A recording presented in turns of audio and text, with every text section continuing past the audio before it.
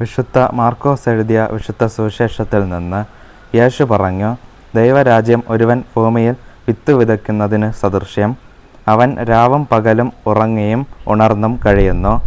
അവൻ അറിയാതെ തന്നെ വിത്തുകൾ പൊട്ടിമുളച്ചു വളരുന്നു.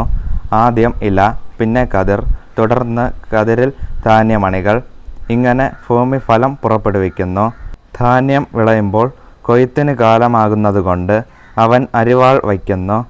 അവൻ വീണ്ടും പറഞ്ഞു, ദൈവരാജ്യത്തെ എന്തിനോട് താരതമ്യപ്പെടുത്തും? എന്ത് ഉപമ കൊണ്ട് അതിനെ വിശദീകരിക്കും? അത് ഒരു കടുകുമണിക്ക് സദൃശ്യമാണ്. നിലത്ത് പാകുമ്പോൾ അത് ഭൂമിക്കുള്ള എല്ലാ വിത്തുകളെയുംകാൾ ചെറുതാണ്.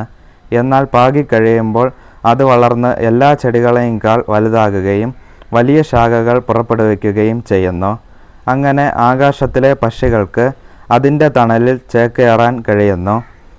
അവർക്ക് മനസ്സിലാകും വിധം ഇത്തരം അനേകം ഉപമകളിലൂടെ അവൻ വചനം പ്രസംഗിച്ചു. ഉപമകളിലൂടെ അല്ലാതെ അവൻ അവരോട് സംസാരിച്ചിരുന്നില്ല. എന്നാൽ ശിഷ്യന്മാർക്ക് എല്ലാം രഹസ്യമായി വിശദീകരിച്ചു കൊടുത്തു. പ്രിയമുള്ളവരെ, നാം ഇന്ന് വായിച്ച തിരുവചനം വിത്തിൻ്റെയും കടുകുമണിയുടെയും ഉപമയാണല്ലോ. ഇത് ഈശോ ശിഷ്യരോട് പറയുന്ന ഉപമ കൂടിയാണ്. വിത്ത് ദൈവരാജ്യത്തോട്, അതുപോലെ തന്നെ കടുകുമണി ദൈവരാജ്യത്തോട് സാദൃശ്യപ്പെടുത്തിയാണ് ഇവിടെ ഈശോ സൂചിപ്പിക്കുന്നത്. പ്രിയമുള്ളവരെ, ദൈവത്തിൻ്റെ വചനമാകുന്ന വിത്തിനെയാണ് ഇവിടെ സൂചിപ്പിക്കുന്നത്.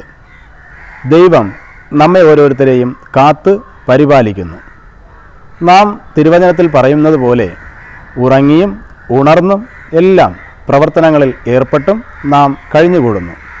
എന്നാൽ ഈശോയാകട്ടെ നമ്മെ പരിപാലിച്ച് ദൈവരാജ്യ നിർമ്മിതിക്കായിട്ട് വീണ്ടും വീണ്ടും നമ്മെ ഉയർത്തുകയും ഈശോയുടെ ആ ഒരു ദൈവരാജ്യ പ്രഖ്യാപനത്തിലേക്ക്, വിശ്വാസത്തിലേക്ക് നമ്മെ ആനയിക്കുകയും ചെയ്യുന്നു. ഇതാണ് വിത്തിൻ്റെ ഉപമയിലൂടെ ഈശോ നമുക്ക് തരുന്ന മറുപടി. അതുപോലെ തന്നെ കടുകുമണിയുടെ ഉപമ, വളരെ ചെറിയൊരു വിത്തായിട്ടാണ് ഈ കടുകുമണിയെ ഈശോ ഇവിടെ സൂചിപ്പിക്കുന്നത്. എന്നാൽ നമുക്കറിയാം, കടുകുമണിയേക്കാളും ചെറിയ വിത്തുണ്ട്. ഈശോ ഒരു വലിയൊരു ചെടിയായി ഇത് വളരുന്നു എന്ന് പറയുന്നു. അതാണ് ഈ വിശ്വാസത്തെക്കുറിച്ച് ഈശോ പറയുന്നത്. പ്രിയരെ, ചെറിയൊരു സമൂഹമായി ഇരുന്ന 12 ശിഷ്യന്മാരോടാണ് ഈശോ ഈ ഉപമ പറയുന്നത്. ഇവർ ഈശോയുടെ പ്രവർത്തനങ്ങൾ, ഈശോയുടെ ആ സ്നേഹത്തെക്കുറിച്ച് പല രാജ്യങ്ങളിലും പല സ്ഥലങ്ങളിലും പോയി അവർ പ്രഖ്യാപിച്ചു. ദൈവരാജ്യ നിർമ്മിതിക്കായിട്ട് അവർ വളരെയേറെ അധ്വാനിച്ചു. അത് ദൈവം അവരെ അറിയാതെ തന്നെ ദൈവരാജ്യം വളർത്തുകയായിരുന്നു.